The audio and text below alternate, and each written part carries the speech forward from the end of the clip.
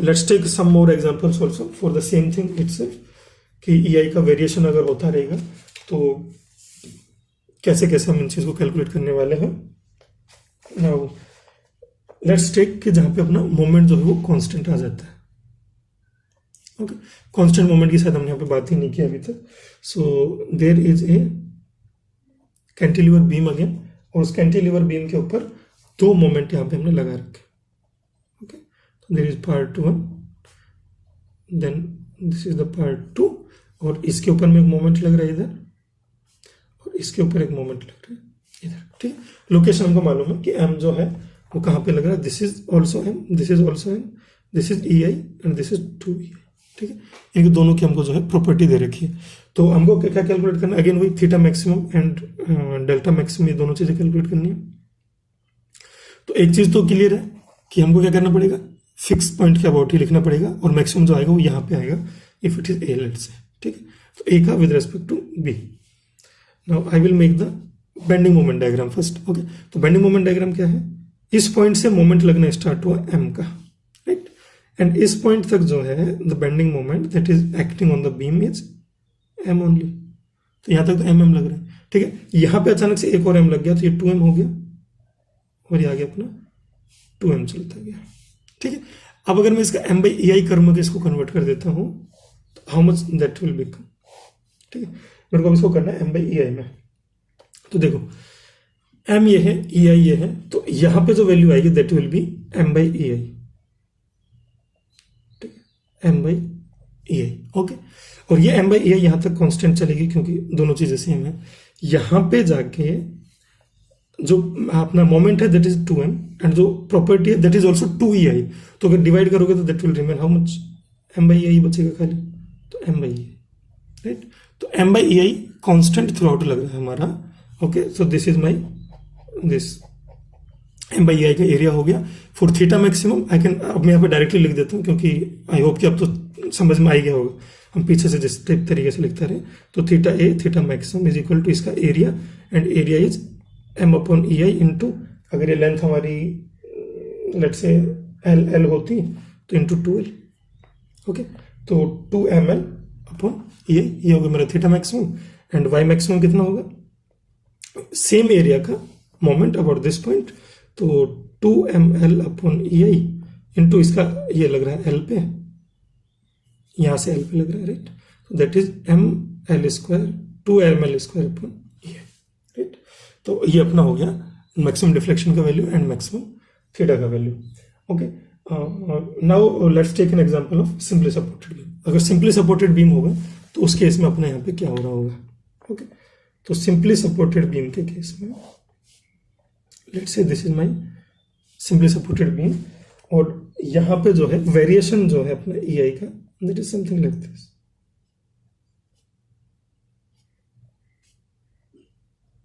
Okay, तो यहाँ पे 2EI है, यहाँ पे EI है, यहाँ पे 2EI है। ठीक है, ये अपना हो गया इसका वेरिएशन। लेंथ है L एंड L, तीनों जो सेक्शंस हैं उनकी लेंथ जो है L है, सिंपल। और पॉइंट्स मैंने मान लिए A, B, C and D, और जो मोमेंट की वैल्यूज हमको दे रखी है, let's say this is M acting over here, M then acting over here, then M acting over here, and then final M acting over. Okay, तो इस case में देखो क्योंकि m पूरा बैलेंस हो गया तो कोई रिएक्शन तो आएगी नहीं। तो जो बेंडिंग मोमेंट का डायग्राम होगा वो we can make the directly moment की हेल्प से, क्योंकि रिएक्शंस तो यहाँ पे 0 है, कोई रिएक्शन है नहीं। तो सबसे पहला काम क्या है, एंड अगेन अब यहाँ क्या निकालना है, डेल्टा मैक्सिमम निकालना है, यानी कि delta at the centre point, and theta maximum निकालना है, यानी कि theta at the end point. ये चीज हमको यहाँ पे कैलकुलेट करनी है। तो सबसे पहला बेंडिंग मोमेंट का डायग्राम बनेंगे। बेंडिंग मोमेंट का डायग्राम विल बी, यहाँ से यहाँ तक m लग रहा है, ठीक है, तो यहां से यहां तक हमारा m लगा, देन यहां से आगे 2m हो गया, तो यहां तक 2m लगा, और वहां से आगे फिर से m हो गया। तो that is my bending moment diagram, m and 2m का। ठीक है, अगर इसे बेंडिंग मोमेंट डायग्राम को मेरे को m बाई EI डायग्राम में कन्वर्ट करना है, तो m बाई EI डायग्राम में कन्वर्ट करने के लिए मैं क्या करूंगा, इसको इससे डिवाइड कर दो, तो ये कितना हो जाएगा, m डिवाइड बाई 2, राइट। तो this is m by 2EI हो गया। यहां पे जो वैल्यू आएगी that will B how much, EI को हमें डिवाइड करना है, सॉरी EI से हमको डिवाइड करना है 2m को, यानी कि 2m divide by E I, तो somewhere here 2m divide by E I, और ये वैल्यू यहाँ से यहाँ तक कांस्टेंट चल रही है, और ये फिर से वही होगा जो पहले हो रहा था, तो that is my m by E I curve. ठीक है, m by E I diagram जो है मेरा ये ऐसा बन गया। ओके, नाउ सबसे पहले मेरे को क्या करना है, थीटा मैक्स कैलकुलेट करना है। तो थीटा मैक्स के लिए मैं क्या करूँगा, ये तो वही कंसेप्ट हो गया ना कि ये मेरी कैंटिलीवर बीम है, राइट, सिमेट्रिक लोडिंग है, तो इसका इस टाइप का कुछ लोडिंग होगा, theta maximum will be at this point. तो आई विल से कि यहाँ पे थीटा मेरे को मालूम ऑलरेडी 0 है, तो इस पॉइंट का जो होगा that will be equal to ये वाला जो एरिया, मतलब इस एरिया के जो करस्पॉन्डिंग है, राइट। तो मैं बस सेंटर में लाइन खींच देता हूँ। ओके, तो theta maximum is equal to theta at D, that is also equal to theta at A, and that I can say कि theta at the mid point, ठीक है, मिड पॉइंट को late से ई बोल दें फिर से, तो theta at E and plus area between E and D, E और डी के बीच का जो एरिया है वो हम यहाँ पे ले लेंगे। नाउ थीटा एट ई जो है अपना दैट इज 0, सिमेट्रिक पॉइंट, इसीलिए हमने उसको चूज किया, रेफरेंस पॉइंट ई इसीलिए चूज किया, एंड एरिया जो ये वाला जो एरिया है ना,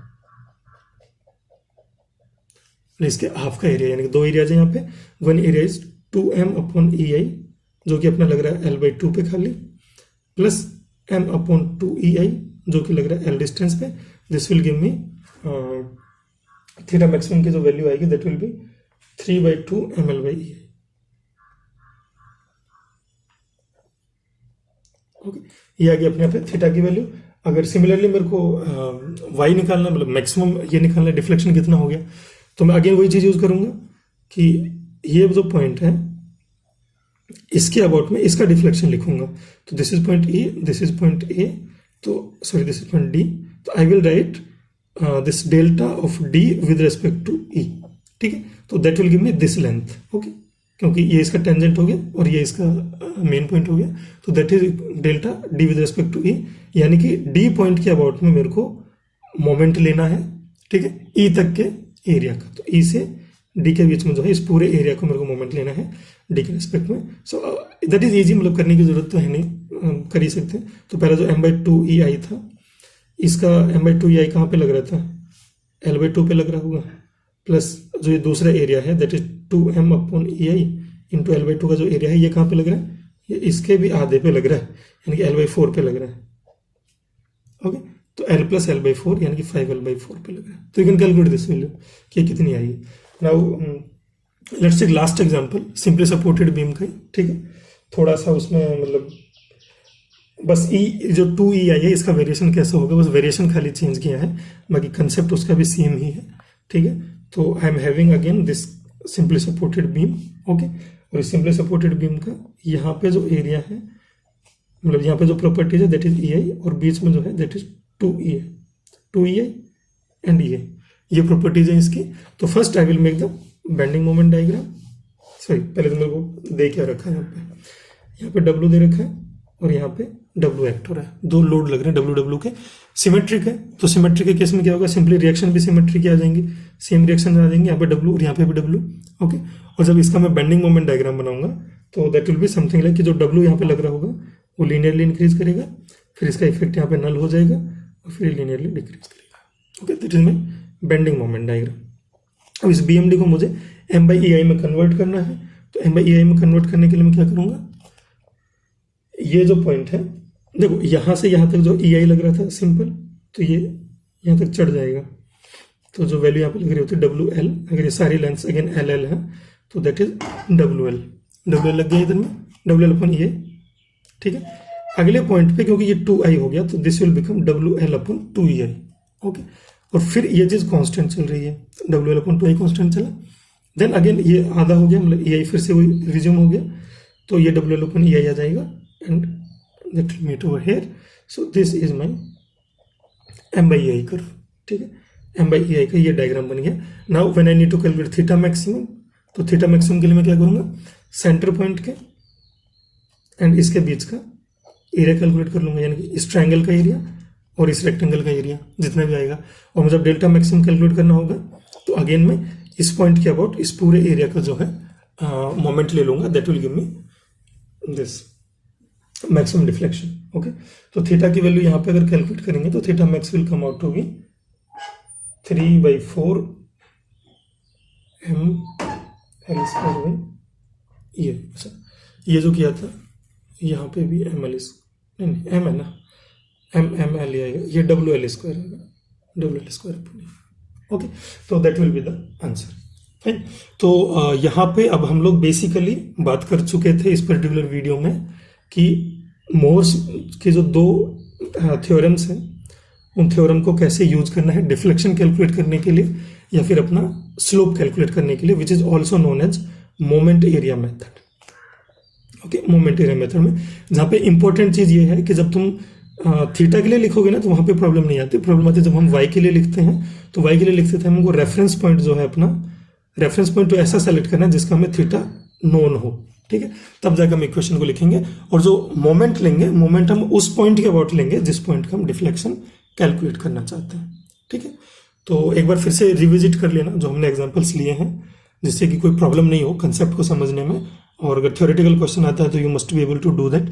अगर गेट टाइप का क्वेश्चन आता है तो तुम इनफ अगर प्रैक्टिस कर लोगे तो तुम्हें समझ में वैसे ही आ जाएगा कि किसके अबाउट में एरिया का मोमेंट लेना, किस किस पॉइंट के बीच में डिफ्लेक्शन लेना। Okay, so thank you guys, thank you for watching the video and I hope आप लोगों की तैयारी काफ़ी अच्छी चल रही होगी। और अभी तो वीडियोज़ भी रेगुलरली आ रहे हैं तो उसमें भी कोई प्रॉब्लम नहीं आ रही होगी। And well, best of luck for your exam. Thank you for watching.